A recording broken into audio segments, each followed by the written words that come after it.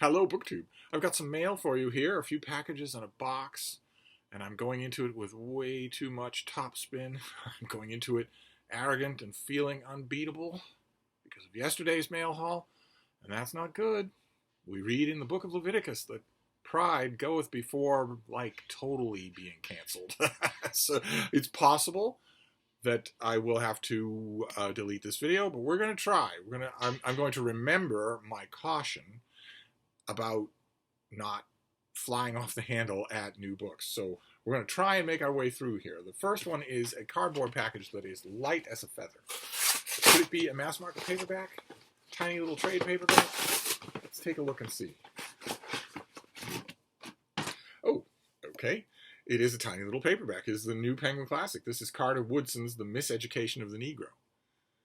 So a new Penguin Classic. This has introduction by Jarvis Givens, and the general editor of the series is Henry Louis Gates.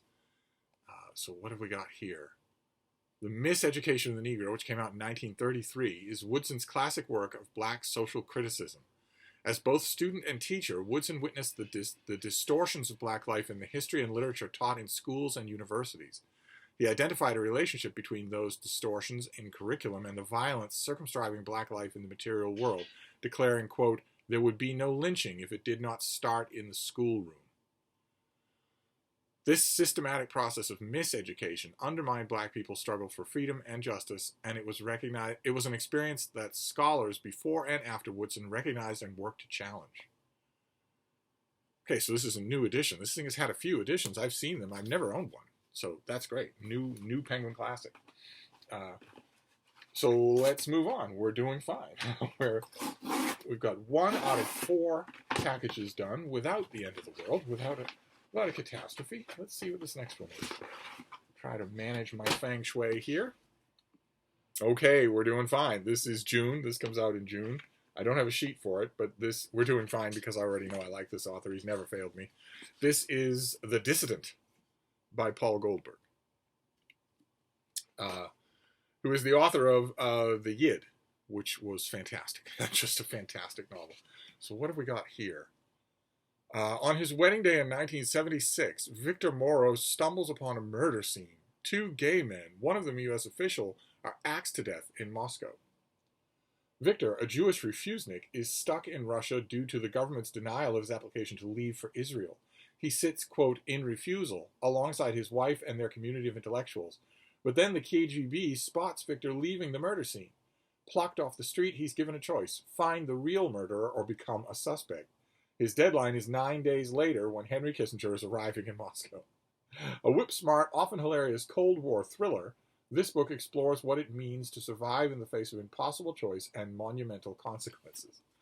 Well, like I said, this author's credit in the Bank of Steve could not be any higher, so I'm on board. I will read whatever he does. I won't read this until June, but I'll read whatever he does and just trust that he won't drop the ball. That could be a mistake. But if it's misplaced trust, I will learn about it and I will be extra scornful. Oh, goodness gracious. All right, this next one does have a pub sheet. Let's see here. This is the finished copy, so this must be out soon. No, late March. This is 2 months away. This is Egg, A Dozen Overtures by Lizzie Stark. So what have we got here? When a person thinks of eggs, most likely their first thought is scrambled or fried. They might think of a chicken in a coop or a bird in a nest waiting patiently for their chicks to hatch. All of the homesteading and farmsteading YouTube videos that I watch, that's all that they're about. Life revolves around the chickens. Maybe their mind goes to Easter with its dyed and decorated eggs hidden all around the yard come springtime. I was not allowed to participate in such things. I was not allowed to participate in Easter egg hunts. Those of you who have been watching this channel for any length of time will already know why. Because my beagles knew where all the eggs were buried. It was no fair. It was no fair at all. But did you know that the egg represents fertility and often feminine chaos? Or that ancient Romans kept chickens everywhere because they believed they were sacred?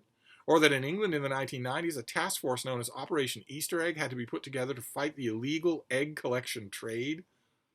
Perhaps there is more to the humble egg than meets the eye. Here we're going to be dealing in 12 overtures.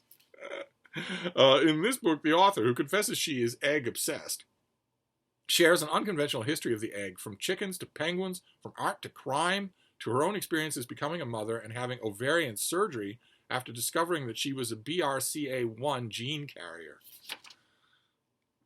Okay, and we have a blizzard of bullet points here. The answer to the proverbial question, which came first, the chicken or the egg? Spoiler alert, it was the egg. Why chickens have come to lay unfertilized eggs. How egg hunting took off in the Victorian era. Poultry rearing's long history as a vehicle for empowerment, especially in relation to enslaved people, that's slaves, and women. Female people, I guess, is what we're going to end up calling them. Well, that is just universal. And it happened in the last 2 years in popular discourse, where that is just gone. The term slave is just gone, and you're a racist if you use it. That just is amazing to me. Why chicken rearing was considered women's work in the 1800s and is still the domain of women in some countries. Development circles call chickens the ATM of the poor. Okay, so it sounds like, despite the original throat clearing in the pub sheet, this is mostly going to be about chickens. I'm guessing that this is mostly going to be about chickens, but it sounds interesting, and it is a finished copy. So I'll probably now that I have it, I'll probably be reading it before mid-March. And then we have the box, and this has been pain-free. This has been no trouble at all as a mail haul. So it's bound to increase my hubris, and then I will be canceled. So we shall see. Of course, it's an odd thing to think about, because the thing that I don't want to happen is for you all to be seriously irritated with me. General, everyday irritated with Steve. Oh, he said something I disagree with, or oh, he's so obnoxious when he puts it that way. That's fine, because I feel the same way about you. But that's the kind of cancellation that I worry about, not anything else. This next one's a hardcover in a box. Oh, fantastic. Okay, great. All right. This is a finished copy. Fantastic. Let's get you out of the way. We've already seen this. We've seen the advanced copy of this. This is by David Waldstreicher, and it is the Odyssey of Phyllis Wheatley. Great Boston story. Do we have... Okay, we have blurbs. Then more blurbs. And yet more blurbs. This whole sheet is blurbs. Okay. What about a date? A pub date? Yeah, okay. This comes out in early March. We'll just read from the dust jacket, because this is going to be everywhere, and it's going to be reviewed everywhere. Admired by George Washington, ridiculed by Thomas Jefferson, published in London and read far and wide, Phyllis Wheatley led one of the most extraordinary American lives. Seized in West Africa and forced into slavery as a child, she was sold to a merchant family in Boston, where she became a noted poet at a young age.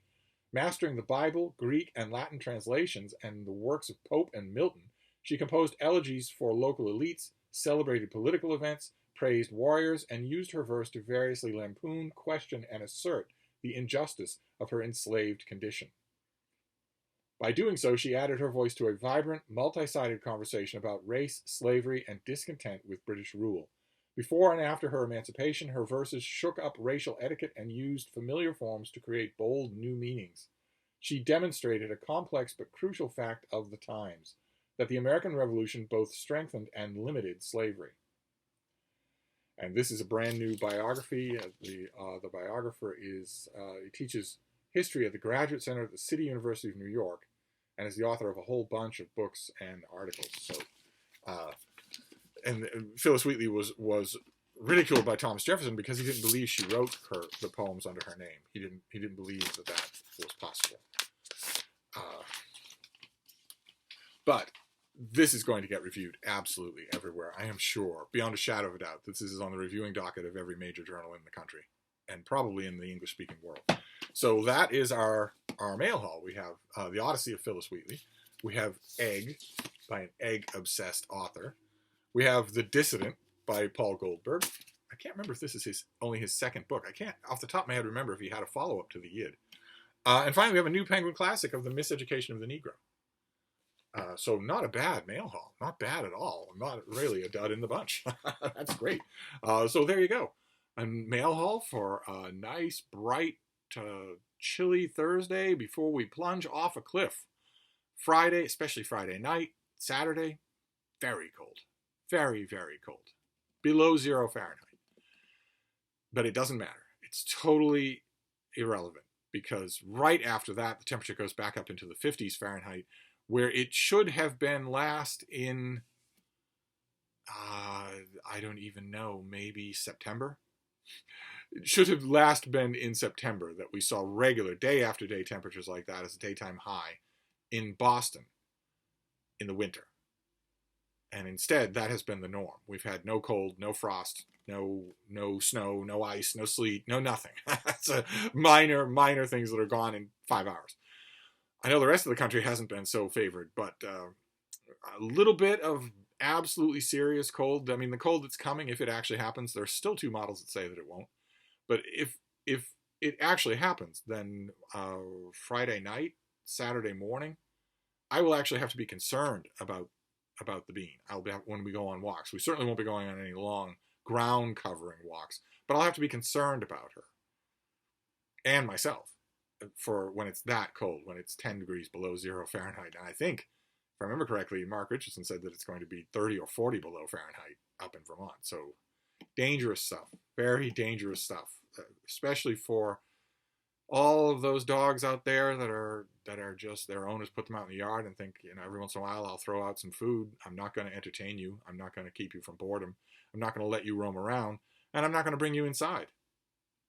I feel so sorry for those dogs, and also for all the feral cats that are out there, all the feral dogs that are out there, and they have no idea that this is coming, and this is deadly. This will kill a lot of them. I will work hard to keep my bean nice and comfortable. And I will tell you all about it. So we'll reconvene then. Until then, I will see you soon. Thank you, BookTube.